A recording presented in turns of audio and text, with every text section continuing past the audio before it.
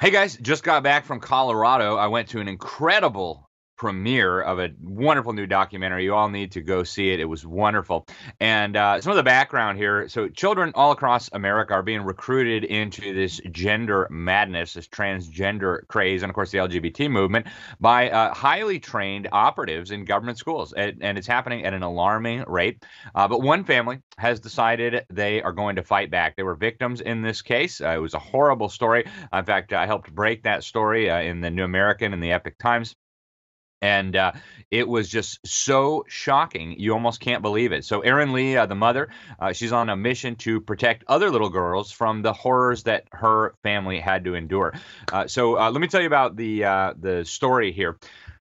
12-year-old daughter of Erin Lee and her husband, wonderful, wonderful family, was invited to stay for an art club at school.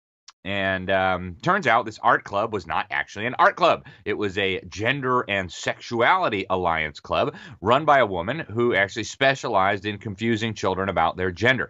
So during this so-called art club session, these child victims were told that, hey, maybe if you don't feel comfortable in your own body, maybe you're a transgender. And the kids were also told, don't tell your parents. They might not be safe. They might not be affirming of your new identity. They gave the kids these little, transgender flags and whatnot. And so they encouraged these children to lie to their parents. Now, thankfully, the 12-year-old girl in this case, Erin Lee's daughter, knew better than to lie to her parents. So she actually informed her parents about what had happened, and they immediately pulled her out of school. Well, that decision prompted school district officials to consider sending the Child Protective Services for a welfare check of their daughter because they figured the parents might not be affirming. So that is kind of the background for this. And so this family, the Lee family, decided with former state Senator Kevin Lundberg, a great conservative up there who spent, I think, almost 2 decades in the legislature, decided that they were going to turn this into a documentary and share this story. Picked her up from school that day. Kind of a normal day. She had stayed after school for this club. I was excited to see how the club went. Mm-hmm. During that car trip home, she basically was like, "Oh, it was a great art club, Dad. We did fun stuff, and it was excellent." She didn't open up to me right away. I think she came into my office with a flag she was given during this class and looked at me with a smile and said, "Dad, I'm transgender," and then basically scurried off. I went through a range of emotions. I started with wondering if it was real and then realizing this isn't real. I know my daughter. It took me a minute. It was just so much shock. Yeah. Nothing could have ever prepared us for that moment. It was just a regular Tuesday, and she came home and she was a whole different person. So I was honored to be in the documentary, and I was very honored to be able to attend the premiere. Totally packed, big church in Fort Collins. A lot of the people there were crying as they watched this. I mean, it really is moving. They had a lot of experts in different fields, including counseling, law, and other areas, chime in throughout this film. They had people like Michael Ferris, the former head of the Alliance Defending Freedom. They had David Barton, founder of Wall Builders. They had the former president of the American College of Pediatricians, Dr. Quinton Van Meter. They had Dr. Jennifer Bowens of the Center for Family Studies at the Family Research Council. So they got kind of an all-star, high-powered cast for this movie. They did a really good job of it. But most of the film is actually just the mom and the dad sharing their story of what happened to their daughter, and it will move you to tears if you if you have any sense of emotion. It really was a touching story. Thankfully, it had a happy ending, right? The little girl, whose name I won't mention, her parents were firm, and the little girl now realizes that she was almost lured into a terrible, terrible decision.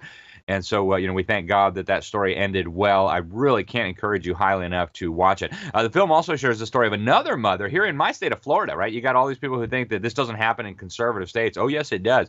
So this other mother, January Littlejohn, she's actually a licensed mental health professional, and her daughter underwent a similar experience at a government school in Tallahassee. In her case, the school actually started transitioning the daughter at school and deliberately kept the parents out of the decision-making process. The reality, folks, is that this is happening all across America. This is not just Colorado and Florida. This is happening everywhere. Now, thankfully, Erin Lee's story of her daughter went kind of mega viral. It got picked up by Glenn Beck and Tucker Carlson, Fox News, the Daily Mail. All the big media outlets ended up picking this up. But even that scandal, right, the school district kind of backed down a little bit, and And then they doubled down. The very next year, Erin called me and said, hey, you won't believe this, but the school actually brought in a shape-shifting, genderqueer blood witch to indoctrinate the teachers, the staff, the students with LGBT propaganda.